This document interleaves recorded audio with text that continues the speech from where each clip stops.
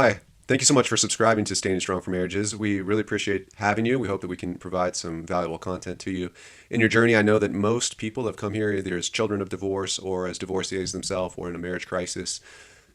I was thinking there's a familiar song to us, Love Hurts. I don't have to sing it. You probably know it if you're familiar with American culture. If not, you probably have a similar song or a similar poem or an idea in your own language.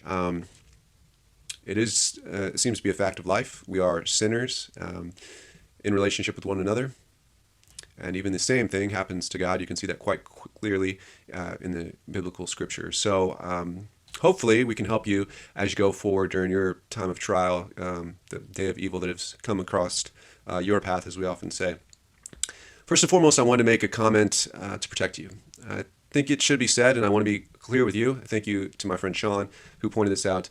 People who are in marriage crisis or any type of a crisis situation, they're extremely susceptible and they're extremely vulnerable to being taken advantage of. I want to make sure that you know that I'm trying to protect you, and I want to be forthright about what this channel offers. You may come here thinking if I pray, if I listen to this guy, if I buy certain books, if I go to certain counselors, that I will somehow be fixed. I will be able to fix my spouse. They will be fixed. Our marriage will be fixed. Our kids will stop crying. The money will come back, and everything will be great. Realize how susceptible you are to that. Realize that there's a lot of people out there selling books, doing channels like this, holding marriage conferences. Counselors, maybe in the States, cost somewhere around $150 an hour. And you can run up a huge bill very, very fast trying to end the pain and put your life back together, okay? I just want you to know, like, be careful as you go out there. This content is free. We're going to try to monetize it. You're welcome to donate if you find it useful. But just be careful. I can't promise you that any of the things that I talk about are going to restore your marriage, even though that is the goal, to see 1,000 restored marriages. I've been doing this for 7 years now, since the spring of 2014. This is the spring of 2021. And, my wife and I are still separated. We don't talk, okay? Nevertheless, I feel very, very excited about this channel. I've looked at a lot of the data. I realize, and as I continue to talk to people, I'm trying to, raise money, ask people to support the channel and things like that. Some old friends that can work in the Middle East. And I meet a lot of people that are going through divorces. I mean, Christian couples especially. So, what I can offer you is hopefully a walk with God, a way to walk through divorce in a way where you fellowship with God. I think that is one thing that definitely you can find, and there's a lot of great people that contribute a lot of great things. 90% of the comments on the channel are basically, at least in the last couple months, have been related to the controversy related to Christian theology on marriage permanence, till death do you part, all this type of stuff, marriage, divorce, and remarriage. But that's only supposed to be about 25% of the channel. I'm not making a channel specifically about that issue simply because I don't think that it encompasses all of the struggles that people encounter when they encounter divorce. For example, there is a huge financial component. There's a huge insomnia, sleep, health component. I do stuff on exercise. I do stuff on, staying healthy. We did some stuff on ivermectin about, things like that. Some running, about how to put yourself back together financially, different careers, that nature. And I also look at, because I think this is very important, no one really watches this content on the channel, but the secular stuff. The trends, we could call it secular religion, even though that's kind of an oxymoronic phrase. There's beliefs. There are moral beliefs. They're on par with religious beliefs for people, in terms of guiding their life, choosing what's right and wrong, choosing what they should do, the path they should go. And I talk about some of those things. They mostly are coming out of the universities and have been for many, many years. But they're the new morality, and they definitely challenge Christian thought and Christian culture. I assume that Christians are the primary audience that come here, but I could say not everyone is, and I'll definitely make a comment about that in the future. So if you've written to me and you've said, I'm upset with you, you should cover this aspect more from how I see it, I'm going to tell you this is not my goal. And I'll give you a couple reasons why when it comes to the marriage and divorce stuff, remarriage. Number one, there are for sure people that's what they do. For example, if you love the marriage permanent stuff, there's a Facebook group that has maybe 250,000 members. All they do is a complete library of everything you would want to know just on the marriage permanence side of things. It's called Matter in Marriage, Adultery, Divorce, and Remarriage. And they just have probably 1,000 hours of books, free books, content, videos, theology, writers, stuff that you could look at if you wanted to do that. That's not what I'm doing here, but that's certainly a resource. I'll try to find, if I can, on the other side of things, people who claim more for like a marriage as a contract type of situation, those types of things. My goal has been to cover the issue adequately. And there's always new things I'm learning and things that I'm not an expert on. So what I try to do is cover people who are more expert in these certain niche areas and make those available to you, to summarize those so you can listen to them in the car or when you go on your walk, or when you're doing shower stuff, makeup stuff, whatever. So if that still is not sufficient for you as a reason why maybe don't go all the way to one side or the other, simply, if you are a strong advocate of a certain viewpoint, isn't it true that you've read folks on the other side in your journey? I expect people that come here to be growing in their faith, to be mature, reasonable people that know how to seek God. And I trust when God says that he's going to lead his people into all truth, and that we have the great counselor, that's true. And so I'm not worried. I think people can sort through both sides of the arguments. I think if they do, they're going to be even more well-informed and well-motivated to say, I know this thing forwards and backwards. I'm going to walk forward in my convictions because I have truly looked at it. I haven't just looked at one side of it. I've looked at both or multiple sides of it, and I'm convinced of what I'm doing. Fair enough? I think that's enough for that. Okay. Now, I realize this is hyper personal.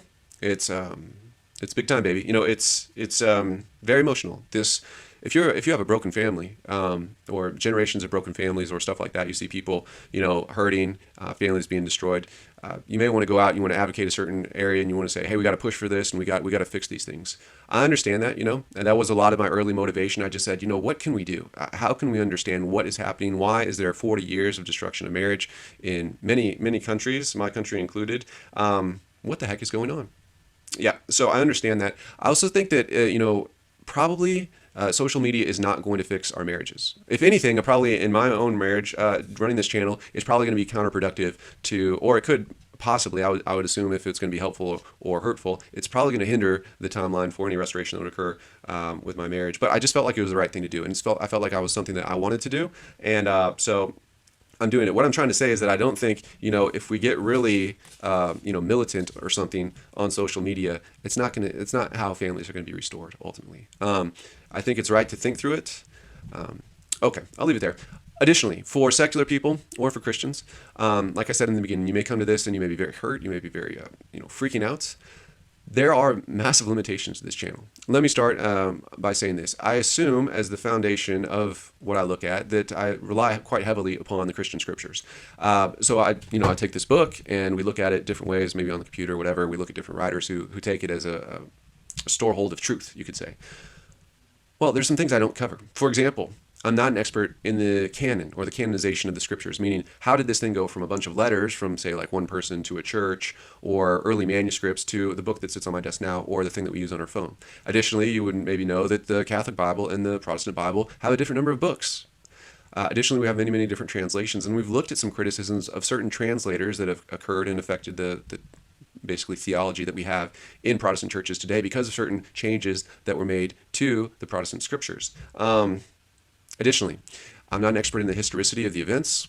Some people try to, reason or prove or do apologetic work based on facts from the early Roman writers, historians that we have on the resurrection. They try to say, look, Lee Strobel, Case for Faith, Case for Christ, these types of books. I don't do that. Okay, I don't know that much about that. Also, I don't know much about the archaeology. So I had someone tell me, you know what, this whole Christian thing you're doing is on very shaky grounds. If you look at some of the recent archaeological digs, you would know that. You would know that it's very shaky. Again, this is not in my wheelhouse. If you have the skill set and you'd like to come on and encourage people or teach us or tell us why we should doubt the scriptures, fine.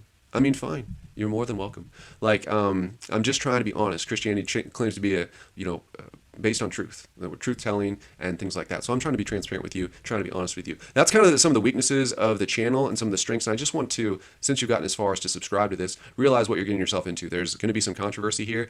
There's no simple, easy fixes that I'm going to be able to give you. I don't want you to get conned out of a bunch of money. And I want you to realize that I think that there are, beyond just like Christian arguments, there are, like I said, the feminism, say like family law, the way that the things are working against families. I would say there's a war on marriage. Definitely there's a large rise in cohabitation, a big fall off in marriage. There's certain things with feminism that people, I'm probably going to end up doing a video on why I'm trying to repent or look very seriously at the difference between feminism and Christianity. But that's That's fairly controversial stuff, right? I'm not saying you have to go with me on all that, but that's kind of some of the directions I'm going on, because we do need, financial health, spiritual health. We need to know what we think. We need to know our morals. We need to be able to be emotionally stable, on and on and on. There's a lot of great people on here. Just keep it respectful as much as you can in the comment section. You're welcome to disagree with each other, no problem. I learned a lot from people that do disagree. So, and I thank you for all the people that have written very seriously and in a very concerned manner about what is actually true given divorces and remarriage. There's a lot at stake. I grant you that, definitely. And I just want to say thank you guys so much. Welcome to the channel, and we'll be around. Okay, thanks.